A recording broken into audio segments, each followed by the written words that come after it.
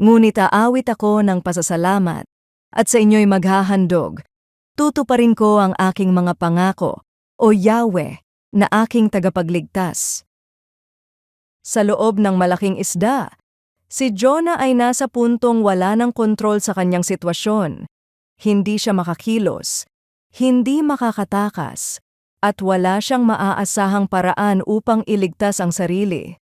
Sa ganitong kalagayan, malinaw niyang kinilala na ang kaligtasan ay hindi galing sa kanya, kundi sa Panginoon lamang. Ang Diyos ang nagligtas, hindi ang kakayahan ng tao. Ito ang katotohanang ipinapaalala ng salita ng Diyos. Ang kaligtasan ay ganap na gawa ng Panginoon mula simula hanggang wakas. Walang sino mang tao ang may sapat na kabutihan, lakas, o karunungan upang iligtas ang sarili mula sa kasalanan at kapahamakan. Ang kaligtasan ay hindi gantimpala, kundi biyaya ng Diyos na ipinagkakaloob dahil sa kanyang awa at kapangyarihan kay Kristo. Naospital si Marco dahil sa matinding karamdaman na biglang lumala. Sa loob ng ilang araw, nakita ng kanyang pamilya kung paanong unti-unting humihina ang kanyang katawan, at wala nang kasiguraduhan kung makakayanan pa niya ito. Sa panahong iyon, wala nang kayang gamot, plano, o lakas ng loob ang makapagpabago sa kanyang kalagayan. Sa halip, ang pamilya ay nanatiling tahimik na nananalangin at umaasa sa Diyos. Kalaunan, sa mga hindi inaasahang pangyayari, unti-unting bumuti ang kanyang kondisyon.